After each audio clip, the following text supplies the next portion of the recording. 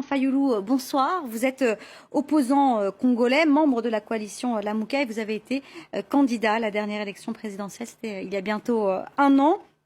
D'abord, pourquoi ces violences perdurent à Goma et à Beni, selon vous? Il faut rectifier une chose, j'ai fui opposant. En 2018, j'étais opposant. Nous sommes allés aux élections et j'ai gagné l'élection présidentielle. Pourquoi les violences On reviendra justement sur ce point, sur les élections juste après. Mais d'abord, une réaction à ces violences, si vous le voulez bien, Monsieur Fayulu, à Goma et à Beni. Mais parce qu'il n'y a pas d'État. L'État est totalement en faillite. Les gens qui sont là, sur place, n'ont pas de légitimité et ils ne peuvent pas assurer la protection des citoyens.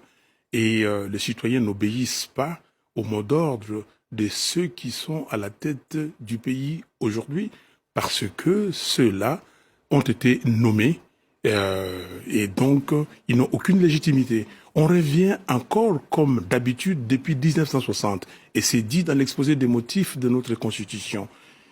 Les institutions n'ont aucune légitimité et les dirigeants non plus. Alors comment voulez-vous gérer un pays par des gens qui ne sont pas reconnus par la population?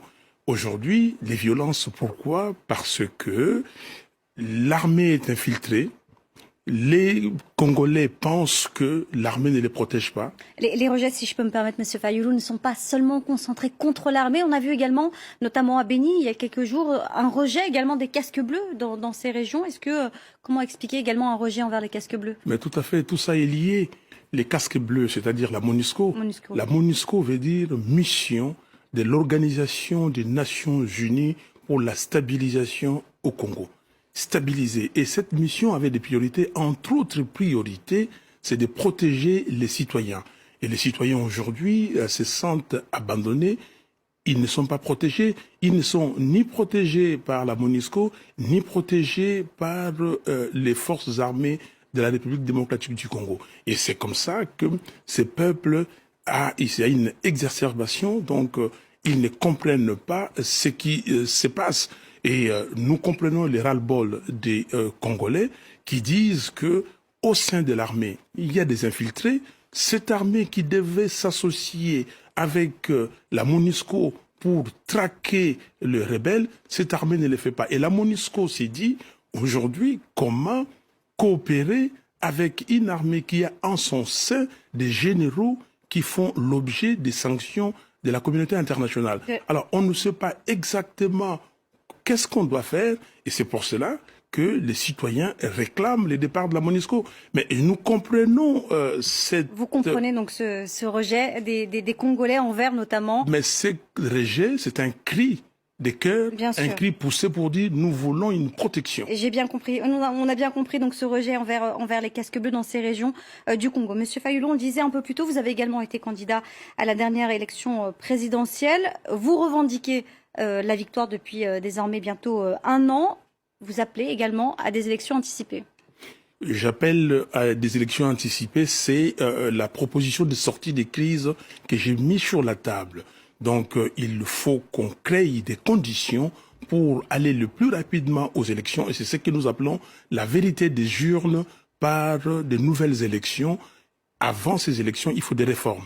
Des réformes sur la commission électorale, la loi électorale, le juge électoral, l'accès des citoyens congolais aux médias officiels et à tous les politiciens. Donc après cela, nous allons aux élections pour demander au peuple de dire qui, lui, il a choisi. Donc c'est cette proposition qui est sur la table et nous allons travailler pour ça. Alors, vous allez travailler. Justement, à l'époque, vous avez beaucoup travaillé avec d'autres opposants. Comment aujourd'hui, vous pouvez, Monsieur Fayulu, peser, vous et votre coalition sur l'échiquier politique, alors que votre entente avec notamment Monsieur Katumbi, Monsieur Moïse Katumbi, bat de l'aile depuis quelques mois. Comment rassurer les Congolais qui pourraient vous suivre? Qui vous dit que ça bat de l'aile? En tout cas, c'est ce qu'on a l'impression de comprendre. Non, écoutez... Depuis juillet dernier, il n'y a pas eu de réunion, apparemment, de votre alliance? Si, il y a eu des réunions. Vous avez pu voir M. Katumbi dernièrement? Non, le 30 juillet, nous avions eu une réunion à Lubumbashi. Et ça s'est très bien passé. Nous avons signé un communiqué, Lamuka. Et pas plus tard. Et depuis, il y a eu une réunion. J'étais absent, mais j'ai été représenté par mon adjoint Donc il y a une réunion et nous avons signé un communiqué. M. Katumbi avait passé les flambeaux à M. Jean-Pierre Bemba et Jean-Pierre Bemba vient de passer les flambeaux depuis le 2 décembre à M. Adolphe Muzito. La coalition continue, mais la coalition Lamuka, c'est quoi? C'est l'esprit du peuple congolais. C'est le peuple congolais qui veut le changement. Et nous travaillons pour ces changements. Mettez de côté les individus et regardez la volonté du peuple. La volonté du peuple est que ce pays de plus de 85 millions d'habitants doit faire sa part, doit jouer sa partition. Ce pays qui, demain, peut donner beaucoup au monde entier. Le Congo, dans 10 ans, aura plus de 110 millions d'habitants. Qu'est-ce que vous faites avec ces gens dans une économie qui n'existe pas? Qu'est-ce que vous faites avec ces habitants dans un pays où l'État n'existe pas? Et nous voulons avoir un État capable pour diriger. Et cet État doit être dirigé par des gens qui ont la légitimité du peuple. En parlant justement de légitimité, hier le Conseil européen a annoncé, M. Fayulu, le maintien des mesures restrictives individuelles à l'encontre de 12 proches de l'ancien président Joseph Kabila. L'Union européenne qui a toutefois décidé de lever les sanctions à l'encontre de 2 personnes, l'ancien porte-parole du gouvernement, M. Mende, et l'ancien responsable de la sécurité intérieure, Roger Kibelissa. Est-ce que vous avez une réaction rapidement à ces mesures qui ont été maintenues contre 12 de ces personnalités? Oui, mais il faut maintenir les mesures parce que ces gens ont contribué à la déstabilisation du Congo.